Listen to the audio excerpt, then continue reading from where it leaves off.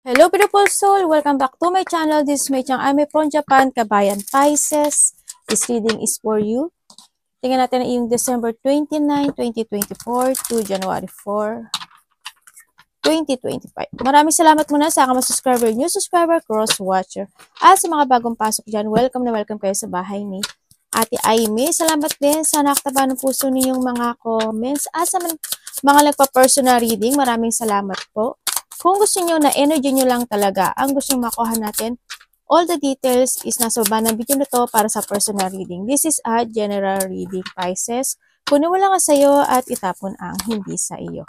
Maaring ito isa vice versa, energy mo, energy ng person mo, o energy ng malapit sa puso mo. Nangyayari or mangyayari pa lang. Use your own intuition, lawakan natin ang ating isipan, palagi nating tatandaan, napakarami yung energy sa mundong ito, kaya hindi ito basta-basta magre-resonate sa inyo. Pag hindi nag-resonate sa inyo, ibig sabihin, hindi nyo energy yung nakuha natin. Yun lang ang sagot sa lahat. Kaya wag kayong masyadong mag-expect. Okay?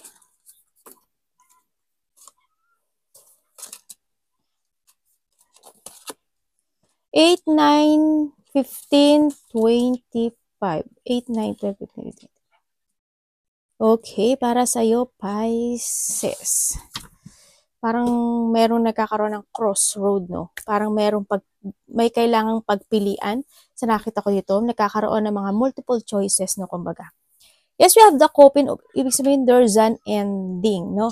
Ako nakita, nagkakaroon ng mga emotions. Yan, nagkakaroon ng mga emotions, nagkakaroon ng mga reflection. Maaring nagkakaroon ng mga reflection from the past, ganyan. Nagkakaroon sa iba dito ng moody type, no? Ikaw or malapit sa puso mo, yan. May mga moody type situation ako nakikita dito. And mas more daw, siguro, it's more on thinking, parang enlightenment siguro sa iba sa inyo, na inyong intuition, na inyong instinct. Yan, nasa nakita ko dito, no? May mga ganun nangyayari. Hindi ko lang alam kung, kasi parang may isang sitwasyon na nag-end, no? Or mag-e-end. Ako nakikita dito. Yun. Parang, siguro, pero maaring nandun kayo sa choices sa nakita ko to. If you end something, ang nakita ko, siguro, nasa part pa lang kayo ng reflectioning, ganyan. Kung mag-choose ako ng path ko, ganyan. Nandun kayo sa mga choices, nagkakaroon kayo ng mga multiple choices, ganyan, nagkakaroon ng mga pagdidesisyon, I think, sa iba sa inyo, no? If you want to end something, or maari din naman, in the past, may mga nawalang buhay, ganyan, or may mga nag-abandon na, ganyan, di ba? Halimbawa, mga kapatid mo, tatay mo, ganyan, maari, o karelasyon mo, ganyan, baka may nagkaroon ng ending, or inabandonahan kayo, yung mga ganun sitwasyon, no? And then, nandito rin na maaari makareceive ka ng isang gift, no? Sa nakita ko dito, na mga papuri. Yan. May mga kasiyahan din ang nakikita ko dito. May mga papuri from someone, maaring mga kapatid mo, mga kaibigan mo, baka handuin yung sabihin nila na you're so beautiful, ang pogi mo, handsome ka, yung mga ganyan, no? O kaya yung ang laki ng pinagbago, may mga ganyan. Meron din ako nakikita na maaring papuri when it comes to love or a romance, ganyan, no? And maybe iba rin dito is you will receive gift, money, mga ganyan. Or kasiyahan, ito, no? Kasi it's more on, ano siya, ano ba to? Flower, no? Handin yung maaring you are focusing right now sa iyong sarili, ganyan, no? You're starting, kasi we have the coffee, ibig sabihin, maaring you're starting to focusing sa iyong body, yan, sa iyong personality, ganyan. Na hindi nyo, parang nagkakaroon ng mga pagbabago, na nag-care ka na actually, no, sa iba sa inyo. Or you need, no? Or you need, kasi we have the coffin din kasi dito eh. And syempre, strength, no? Andito yung you need to control, kasi we have the coffin kasi in the bucket.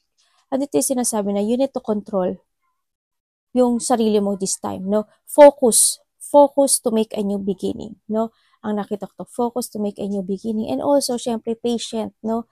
Patient, kind, yan ang kinakailangan dito, no? And then, kailangan ng katatagan ng loob sa nakikita ko dito. You need to take care of yourself, or there is a person here na maybe someone's want to commit. Ako nakita. So, someone want to commit to take care of you sa nakita ko dito, no? Siguro dito yung sitwasyon na ikaw or vice versa ha. Siguro, kung titingnan ko siyang apat, someone want to commit because they care sa'yo kasi gusto niyang meron kang tapusin na isang sitwasyon sa buhay mo. Maaring nanay mo, kapatid mo, very protective itong tao na to, no? Or ikaw ito ha, ganyan ang nakita ko ito. Parang hindi yung sitwasyon na you need to end something in your life. Halimbawa, you have a bad relationship when it comes to your friend, bad relationship when it comes to your wife or husband, o kaya sa karelasyon mo, ganyan. Maaring may tao or vice versa tayo, baka ikaw ito magsasabi sa kanya ng ganun or siya, na maaring din yung pag-care niya sa'yo, no? Sa nakikita ko ito, baka bibigyan ka ng caring, ganyan, no? Maaring magkakaroon ng communication with someone, no? Ako nakikita dito, yan, na bibigyan ka ng mga payo, ganyan, or din yung they giving you love and pagpapahalaga sa nakita ko dito. And also, handito na rin yung you need to protect yourself sa nakita ko dito, no? Or meron kang pinoprotektahan na isang relationship, ganyan sa nakita ko to. Or may tao na gusto niyang protektahan ka, no? Sa iba sa inyo, ganyan nakikita ko eh. And also, commitment with it comes sa iba sa inyo is welcome to your work, no? Maaring iba sa inyo is magkakaroon ng, kasi we have dito rin mga new love, new contract, ganyan, ang nakita ko dito. And, merong dealing akong nakikita, baka iba dito is a partnership, dealing, nagkakaroon ng promises with someone, no? Ako nakikita, kasi magkatabi siya, siguro there's a promises, or someone want ng commitment ng promises sa'yo. No? Or ikaw, halimbawa, the bear is your friend, no? Maaring kayo is 2, 4, ganyan, 6, ganyan, nasa nakita ko dito. Maaring yung mga tao na yun is pinoprotektahan ka or you protected this person, ganyan. Sa nakita ko dito, no? Kapatid mo man yan, kaibigan mo man yan, ganyan. Hindi yung commitment, no, sa kanila, sa'yo. Dito sa nakikita ko ito. Maaring sila din yung pumupuri sa'yo, ganyan. Sa nakikita ko dito. Ano pa nakikita ko sa'yo? Parang andito rin yung you will receive some information. Ako nakikita. Parang may isang information akong nakikita. Tapos meron ding pag-iisip sa isang bagay. Ganyan. Ang nakikita ko dito. May pag-iisipan ka raw. Maaring kung there is someone want to commit sa'yo at may ma-receive ka sa kanyang information or may sasabihin siya sa'yo, maaring pag-iisipan mo yun. Ganyan. Ang nakita ko dito. Tingnan natin. Tandaan nyo, palagi tayong vice versa. Maybe you are connected to Capricorn, Virgo, Leo, and Aries. So, andito rin si si Coffin. Ibig sabihin, time is gold, Kumaga, wag natin sayangin yung bawat oras at bawat minuto at panahon na sasayangin natin dun sa isang sitwasyon na hindi makakagood sa atin, no? Kung we need na mag-choose in a right path, mas maganda yon, no? Kung ito sa trabaho or sa relationship, kung saan man ito, no? Kailangan na handoon yung dedication natin na magiging mabuti tayo, na ikakabuti natin, kumaga. Maaaring nagkaroon ng separation or magkakaroon ng separation. Tingnan natin para kay Pisces.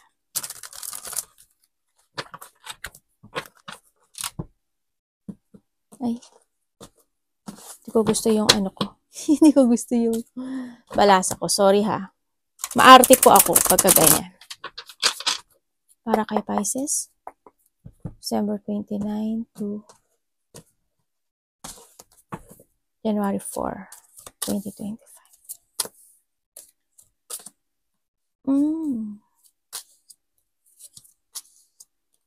Okay, may panimula,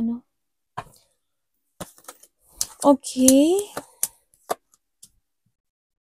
Nandun yung distance with someone, ano, sa nakikita ko dito. Nandun yung distance with someone, maybe yung iba sa inyo is nagkakaroon ng, or may ano, maaring may, ano ba to? May travel, no? Ikaw or hindi man ikaw is a mother figure, ako nakikita dito. Yan, may travel akong nakikita, no? Maaring travel with sa ibang bansa, ganyan, pag-uwi ng Pilipinas or travel kung saan.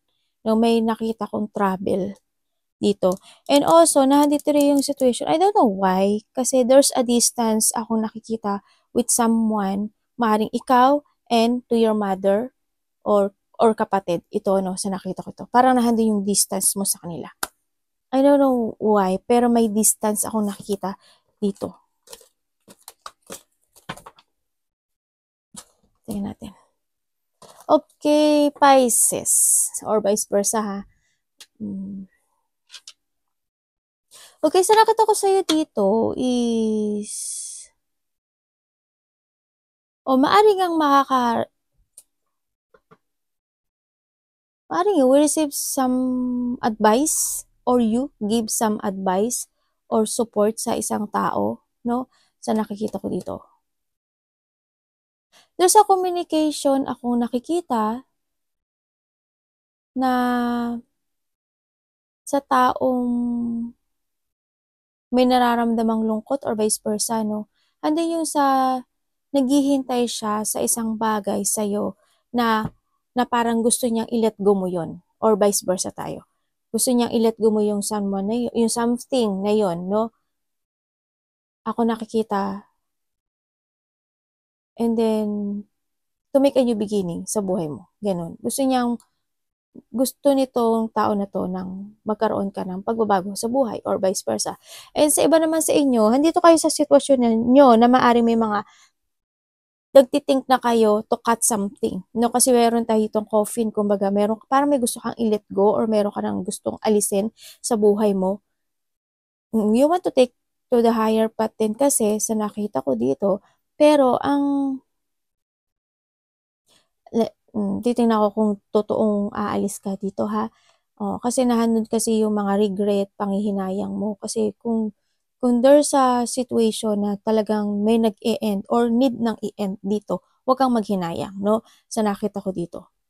Hindi mo kailangang manghinayang dun sa sitwasyon kasi may mga opportunity na darating sa'yo, no? Kung ano may mga nasayang, natapon, or mga, kasi merong mga ano may nag-fail or may mag-fail, ganyan.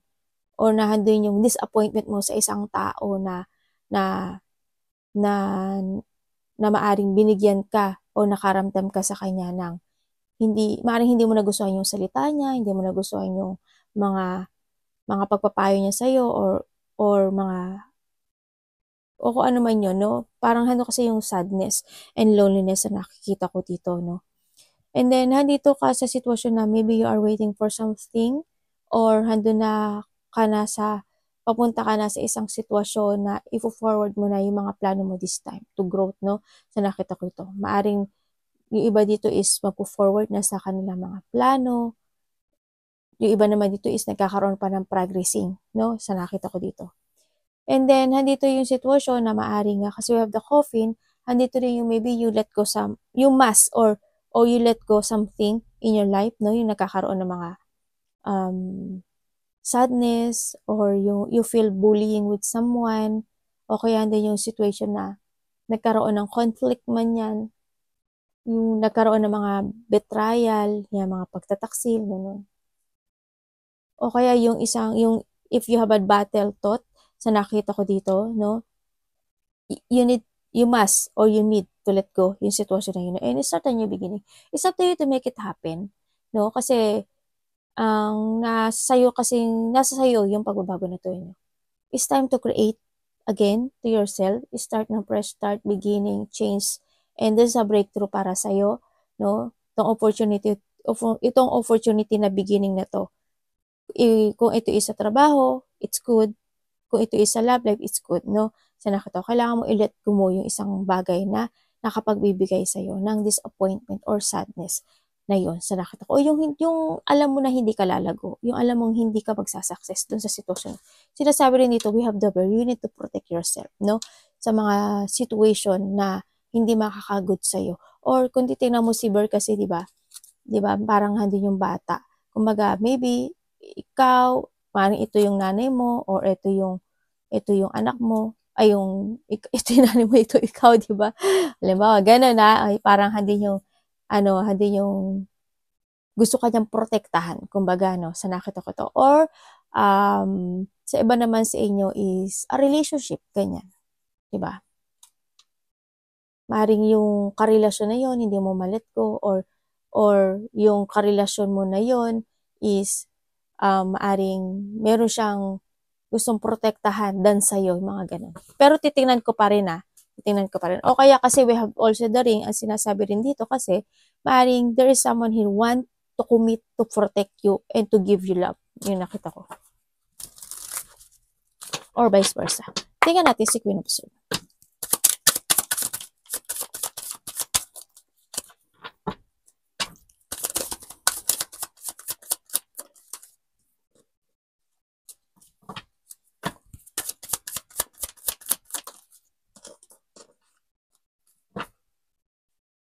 About what po si ano?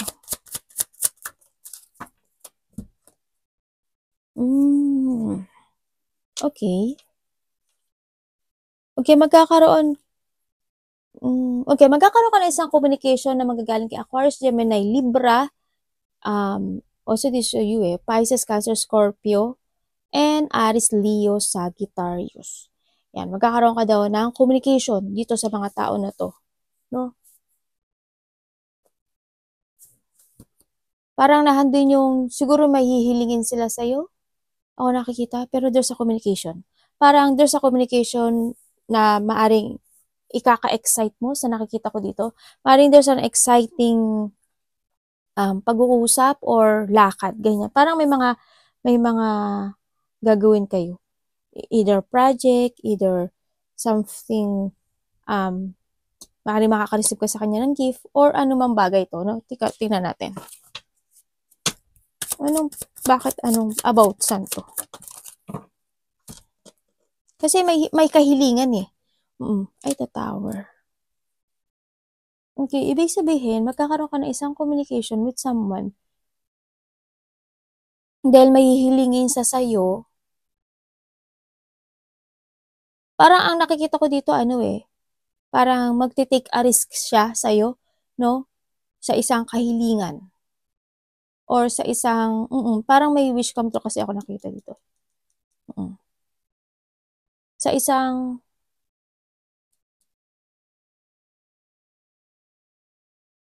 a communication with someone kasi meron siyang gustong i-fulfill sa'yo or may kahilingan siyang sasabihin sa'yo. Kasi we have the Tower, ibig sabihin, maaring itong tao na to is ikaw or siya parang bibigyan ka niya or they giving you a support and advice with something to let go yung isang bagay sa buhay mo. This person is parang siyang a mother figure, ganyan. Or maaring sa iba, hindi naman mother, di ba? Pero they care. Tao na very care sa'yo, ganyan. Maaring ate mo, maaring nanay mo, maaring kasamahan mo sa trabaho, ganyan. So, nakita ko dito. Parang mahihilingin sa sa'yo, pero handun yung, maari din na you will, parang may isang revelation na nasasabihin siya sa'yo or, anong kahilingan yun? Pero you put boundaries actually eh. You put boundaries dun sa tao na yun eh. Or nahandun lang talaga sa maaring gusto kanya kausapin pero nagpapakabisi ka. Ganyan. Kasi parang kakausapin ka niya pero parang handun yung pagtalikod. Alam mo yun? Lalaki man to o babae, handun yung sitwasyon na yun. Parang kausapin ka man niya, nakatalikod ka. Hindi, parang siguro hindi mo siya papakinggan. Ganyan. Kasi you have a boundaries. Or busy ka lang, ganyan. Parang dead ma.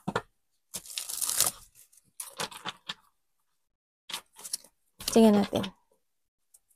Si Temperance. Uy.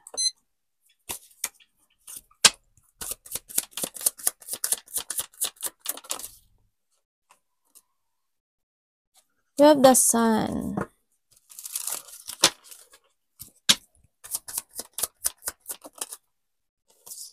Ay. Ano yun?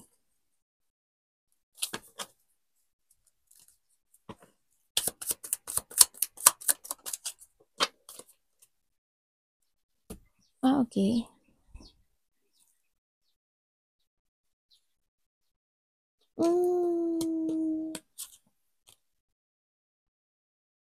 Nandito kasi isang sitwasyon mo na you are giving an effort or hard work sa isang bagay, no? Kasi you're taking to the higher path. Kumbaga parang mailelet ko ka for your happiness.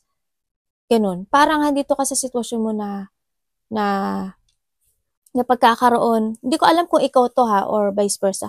Kasi may tao dito na parang hando siya meron siyang sariling desisyon sa buhay, no? Meron siyang isang sariling desisyon sa buhay.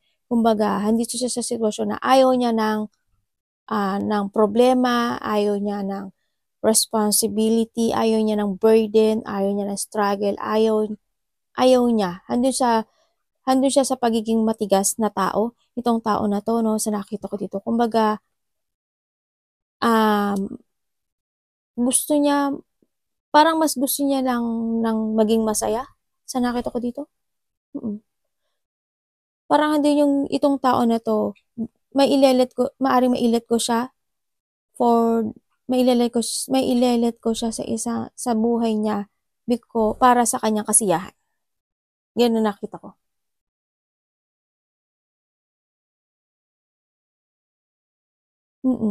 Yun. Yun ang nakikita ko. Kasi ang nakikita ko dito sa tao na to is masaya siya kung ano yung ginagawa niya. Actually, masaya siya kung ano yung ginagawa niya. As in, siya yung tao na may tao rin kasi ako hindi siya pwedeng pagkatiwalaan.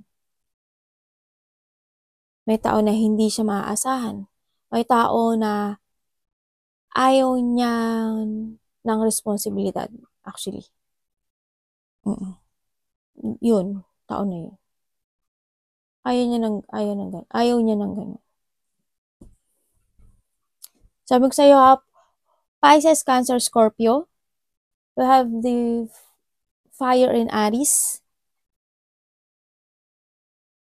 We have the Aries, Leo, Sagittarius, ganun pa rin. And we have the the Earth in Virgo. Ay, ito pa pala. Ay, ganun din. Fire din kasi ito eh. Yun. Anong niyan? Universe? Anong kalabasan? Anong sunod na kalalabasan nitong sitwasyon na to about dito? Tingnan natin. Anong ibig sabihin? May boundaries kasi itong tao na to eh. Oo, may tao kasi na may boundary.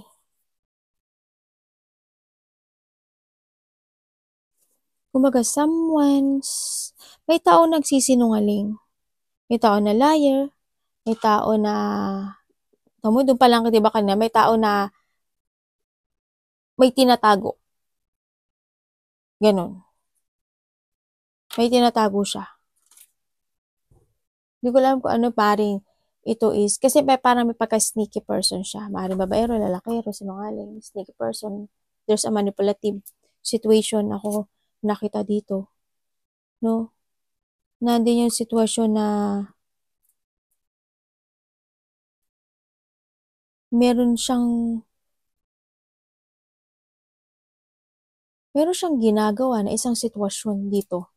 No? Ari ko, kati naman ang ano ko. Parang meron siyang ginagawa eh. May tao dito na naghihintay. Ganyan. Dito. Kung i-analyze ko tong lahat na to, di ba sinabi ko pa lang yung tao na yun is ano siya, hindi siya pwede magkatiwalaan na parang gagawin niya yung gusto niyang gawin sa buhay niya. Sa nakita ko dito is, itong tao na to, kasi nga ayaw niya ng problema or responsibility. Anak, na ba? Pupualo. No, ayaw niya ng mga ganun, struggle, burden. Kumbaga nandun sa sitwasyon na itong person na to, nag-i-start to na mag-invest or nag-i-invest ay nagkakaroon siya ng kumbaga nandun siya sa sarili niya, desisyon. Meron siyang sariling desisyon. Ayun, pinaka-the best. Oo. Andun siya meron siyang sariling desisyon sa buhay. Kumbaga. Itong tao na to. Kumbaga, ayaw niya na bigyan mo siya ng problema. Kumbaga, ako yung magdi-decide sa buhay ko. Ako yung magdi-decide kung ano yung gusto ko. Ganyan.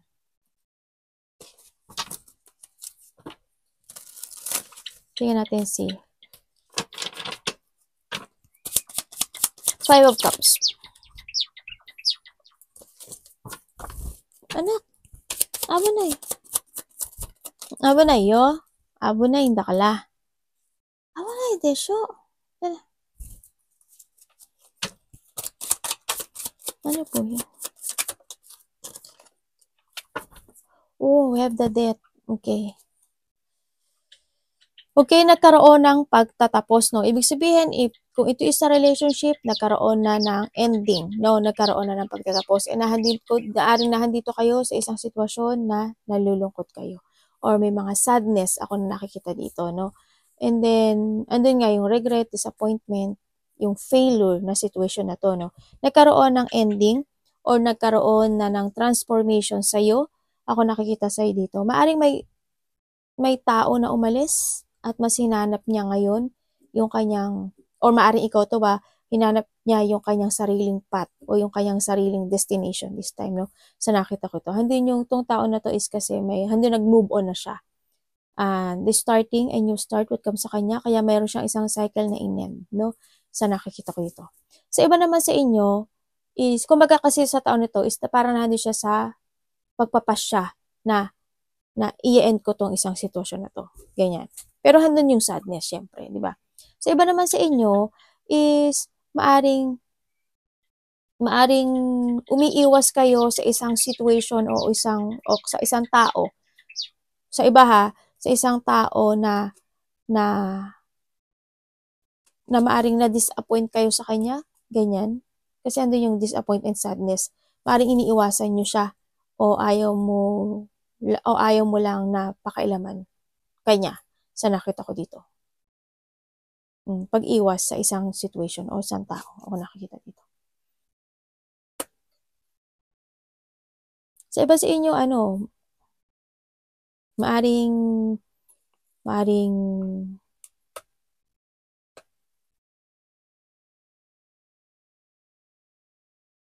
may namatay. Hindi nakita ko Ganahan din yung sadness. Maaring may umalis.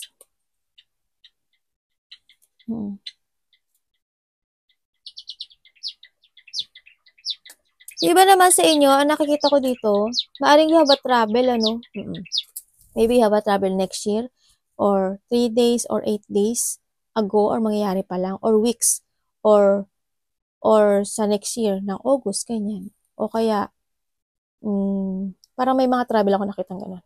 O kaya by the first 2025 ng mga 8 days, ganyan. 8 weeks, months, ganyan. Anak pa ba?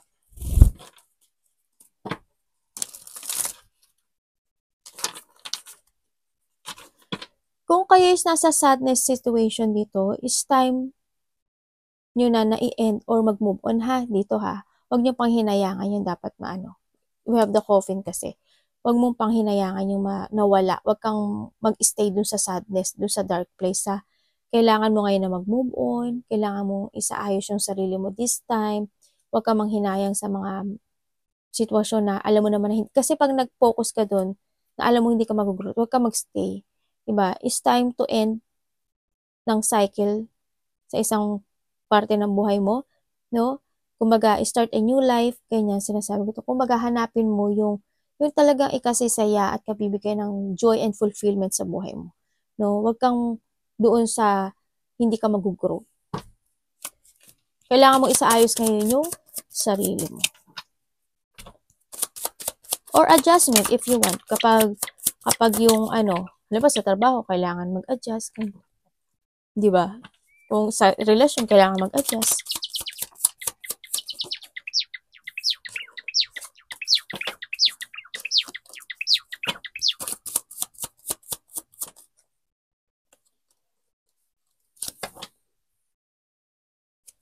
Pwedeng explain nyo sa akin.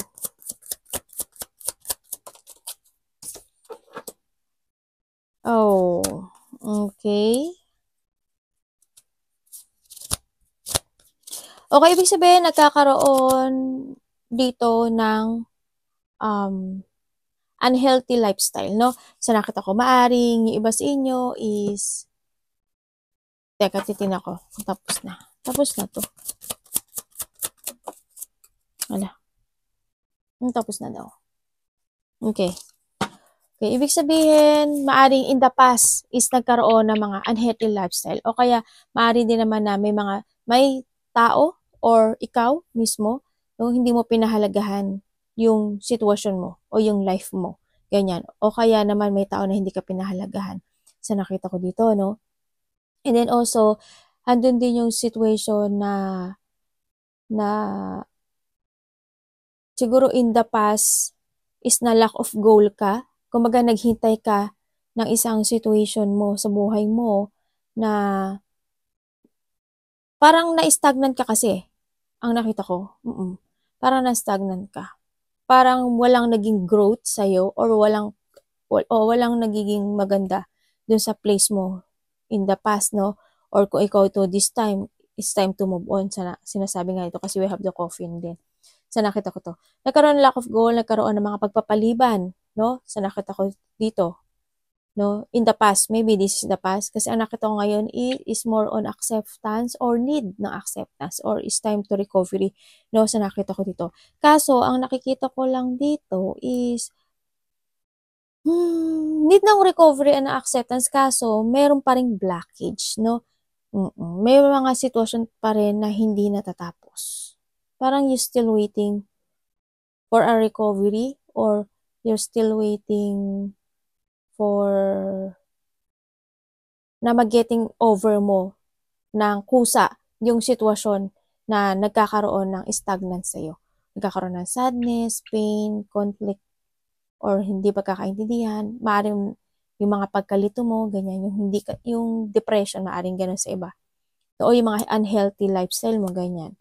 No? Kasi hindi ko nakikitang nagsasucess siya. Ikaw sa ngayon, sa nakita ko to, handun yung wag ka magstay talaga. As in, kailangan dito is ma-accomplish mo ito or yung mga obstacle mo, you need to face your fear. It's time to decide. It's time to use your mind and intellect. If you want to crossroad, mag-crossroad ka. Diba sabi ko nga sa'yo kanina, there's a crossroad or decision making na kailangan mong desisyonan, diba? Mag-i-stay ka dun sa dark, hindi maganda. Tsaka yung iba sa inyo, maaring yung pera nyo is palabas. Noon sa nakita ko dito, it's time na din na mag-change kayo ng decision when it comes to a money. If ever na kasi ang nakita ko dito is hindi siya magsasucess. No, hindi ko nakakita yung growth. Kumbaga, yun nga, nagkakaroon ng unhealthy lifestyle, ganyan. May tao na irresponsible. May tao na lack of common sense. May tao na, I don't know kung tatamarin ka or may tao lang natamad. No, or may tao dito na underachiever. Ganyan. May tao kasi na wala siyang advanced think when it comes to a future, ganyan. Parang nandun siya sa sitwasyon na happy-go-lucky siguro to. No, sa nakita ko dito. O kaya I don't know, siguro hindi lang siya nagtithink ng future, no, sa nakita ko dito. Siguro it's more on thinking kung ano lang yung meron ngayon. Basta sa ngayon, ganito ako. Parang ganun ang nakita ko sa tao na to. Maring ikaw or vice versa, o kapatid mo, ganyan. Or karelasyon mo. Kumbaga nawawalan siya ng plano. No?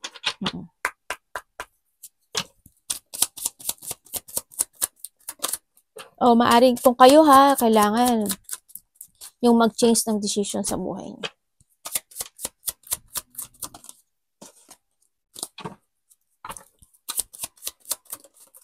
Ay, ay, ay, ay, ay. Nasaan na yung anak?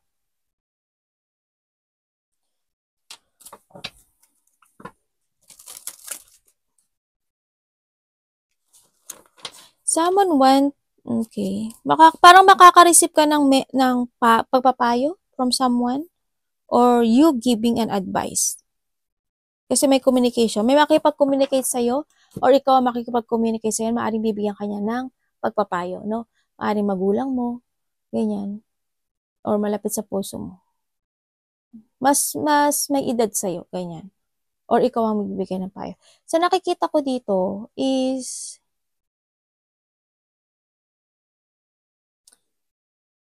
may tao dito na very cold, no? Sa nakita ko to. May tao dito na very cold na parang kahit nakausapin siya, hindi siya nakikinig. Hindi siya makikinig actually. Kumbaga, handun yung pagkakaroon ng very independent energy, no? Sa nakita ko dito. Parang mas gusto niya yung meron siya sa ngayon. Happy siya for being a single, for being yung ginagawa niya, happy siya. Sa nakita ko to. Handito yung kung may makaka-receive siya ng ng pagpapayo or advice from someone, siguro hindi ko nakitang makikinig itong tao na to. Yes, hindi siya makikinig. Kasi ando siya sa sitwasyon na independent yung energy niya sa akin na nakikuha ko sa kanya. No? Kasi may tao dito na na pinapahalagahan ka or pinapahalagahan mo. Basta always vice versa ha. Ako nakikita dito na medyo nalulungkot siya. Nagkakaroon siya ng frustration or napo-frustrate ka dito sa tao na to. Iba dito, nabubuli ba kayo? No, ingat kayo kung nabubuli kayo. Well, hindi ko naman nakikita na ano kayo parang deadma lang din naman kayo. Kasi it's more on independent energy yung nakuha ko sa inyo. No, kung may nabubuli, parang deadmatology kayo. Ganyan. Kung nasaan ka man sa ngayon, nakakita ko, kontento ka. Parang hindi ka nga, kumbaga, hindi ko nga nakikita na okay lang kung may nabibili mo naman yung gastos, nabibili mo yung mga gusto mo. Pero hindi ko nakikita yung when it comes to a money is nagsasucess. Hindi ko pa siya nakikita sa ngayon. No? Siguro, minsan makinig din tayo sa payo. Kasi dito pa lang, di ba, nakita ko na yung money, issue. Yan. Baka this time lang kasi December, di ba? Baka kasi maraming ginagastos, baka ganun. Di ba? Maaaring magbabago pa to. And then, sinasabi dito is, you need to escape. Pero nandito ka sa 9 of Pentacle Ibig sabihin, focus ka sa sarili mo. Sa sarili mo lang. Ano? Kontento ka, kumbaga. Kontento ka kung ano yung meron ka ngayon.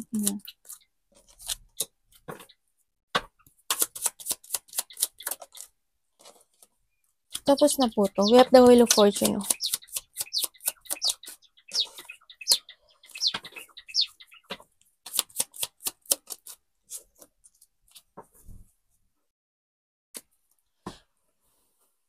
Ayan, ako may pupo na naman ako. We have the Wheel of Fortune. Okay? Ang nakita ko dito is there's an offering or you offering. No? Maaring may magkakaroon ng pag-uusap.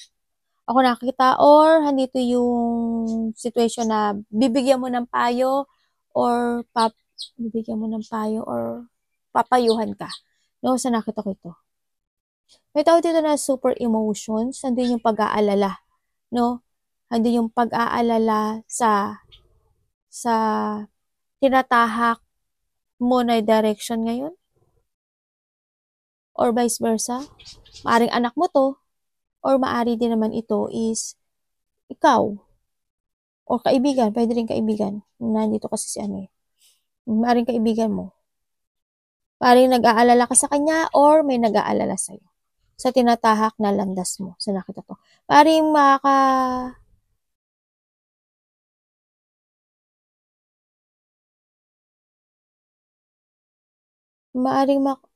teka lang sa iba naman sa inyo, may tao daw, kasi someone spying, may tao daw na iniisip ka gabi-gabi dito, andito yung sitwasyon na parang nag-aalala siya, nagwo-worry siya, na-stress siya. May lungkot ako na nakikita dito sa tao na 'to. And then, I don't know why, if kung ano yung pakay niya, pero ang nakita ko kasi dito is gusto niya ng forgiveness or communication. Ang nakita ko, forgiveness or communication. Parang hindi yung sitwasyon na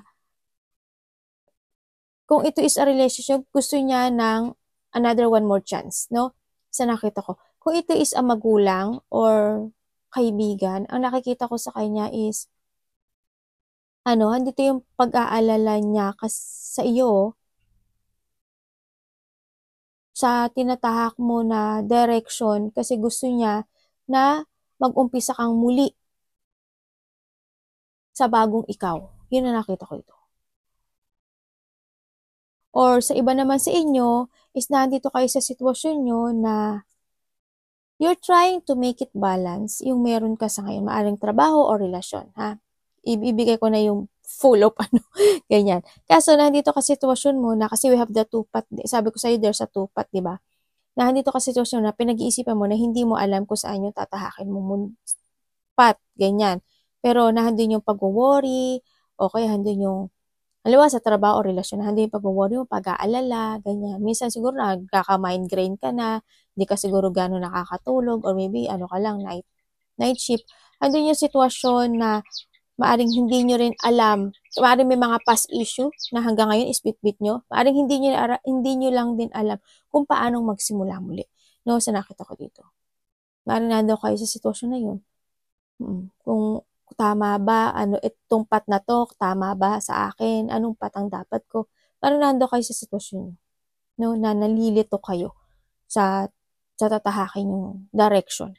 Pero sinasabi ko ito, start a new beginning kasi we have the wheel of fortune din, di ba? Nandito yung sitwasyon na kailangan mo na ngayon na magkaroon ng balancing. Siyempre, sa pera din, balancing, di ba?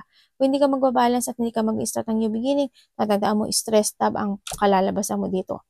Ganun din sa relationship or sa trabaho, ganyan. Hindi naman sinasabi na umalis ka, kailangan mo lang, kung gusto mo umalis ka, pero sa iba sa inyo, siyempre, change of decision, ganyan, mga pagpaplano, mga ganun, no? Arigato naman sa God bless.